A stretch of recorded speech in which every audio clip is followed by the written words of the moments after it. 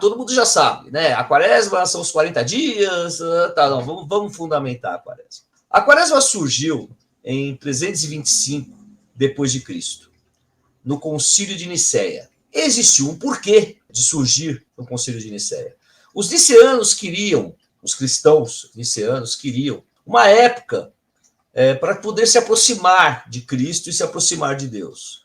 Ou seja, praticar dentro da nossa linguagem da Umbanda, praticar um preceito. Dentro da linguagem deles, praticar um jejum. Praticar um jejum e se aproximar de Cristo, se aproximar de Deus.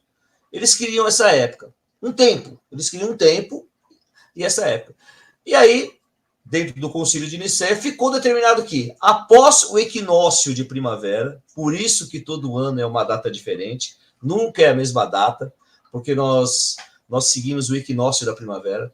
Após o equinócio da primavera, na primeira lua cheia, começaria a quaresma. Começaria o tempo santo, que assim é só, o tempo de conexão com Cristo, o tempo de conexão com Deus. E aí precisava determinar um tempo, e esse tempo foi determinado. O que era esse tempo?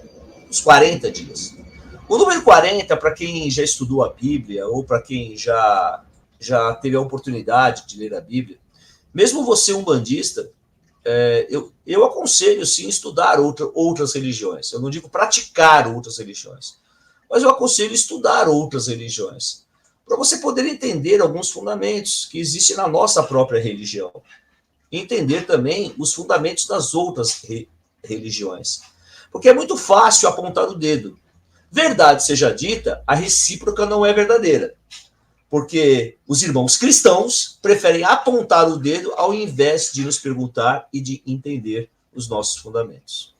Voltando aos 40 dias, voltando à quaresma, né, os 40 dias. Se você for estudar a Bíblia, o número 40 ele é muito visível dentro da liturgia bíblica ali. Nós temos os 40 dias do Velúvio, os 40 anos que o povo judeu caminhou para alcançar a Terra Prometida, os 40 dias que Moisés ficou no Monte Sinai recebendo os mandamentos de Deus, e os 40 dias que Cristo jejuou no deserto antes de tornar a sua vida pública.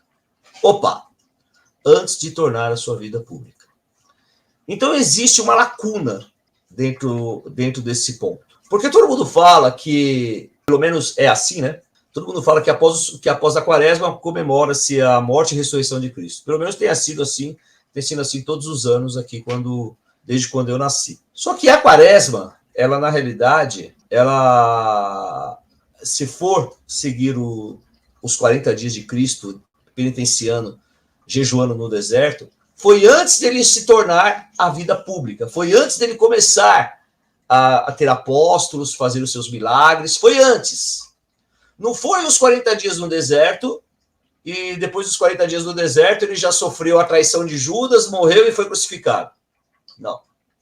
Ele penitenciou no deserto os 40 dias, jejuou os 40 dias no deserto para tornar a sua vida pública, ou seja, fazer os milagres, ter os apóstolos, ter os seus seguidores e começar a vida de Jesus como nós conhecemos. A vida de Jesus. Só que existe uma lacuna, porque nós não temos, depois da quaresma, a comemoração dessa vida pública, nós temos só a morte e ressurreição de Cristo. Então a quaresma não significa que são os 40 dias que Jesus penitenciou para morrer e ressurgir, não. Ele penitenciou os 40 dias para poder tornar a sua vida pública. Isto é a quaresma. Os niceanos do Concílio de Nicéia, eles determinaram que após o equinócio de primavera, na primeira lua cheia, começaria os 40 dias, por causa do número 40. 40 anos do povo judeu, 40 dias de Jesus jejuando no deserto, 40 dias que Moisés ficou no Monte Sinai recebendo os mandamentos de Cristo, e os 40 dias de dilúvio. Como o número 40 era muito visível, e aí eles escolheram 40, quaresma. Foi isso que foi determinado. E com o tempo, a Igreja Católica assumiu a quaresma, que era a época da fraternidade, época de jejum, época de poder trabalhar a caridade e a fraternidade. E está certo, não está errado. Acho que fraternidade, caridade, nunca é demais em lugar nenhum. E aí nós temos que entender agora. Durante a quaresma, existe uma egrégora crística muito forte, visando os seus pensamentos para a fraternidade e para a caridade. E se estão visando os seus pensamentos para a caridade e a fraternidade, esses pensamentos ganham forma de vida. E abre-se um portal imenso de luz, recebendo bênçãos dos espíritos de luz. Recebendo bênçãos da espiritualidade superior. E com isso é direcionado para as pessoas que estão trabalhando. Em contrapartida, se abre-se esse imenso portal de luz, diversos espíritos sofredores, diversos espíritos obsessores, zombeteiros e etc., veem a luz, querem alcançar essa luz e começam também a influenciar os encarnados, muitos deles que estão praticando esse jejum, para poder alcançar a luz. Verdade seja dita também, muitos quiumbas, demônios, se aproveitam desse momento para influenciar o meio humano, para, digamos, para que eles caiam de vibração e não subam de grau, não subam para a espiritualidade superior. Isso é a quaresma. É isso que acontece na quaresma. Tá?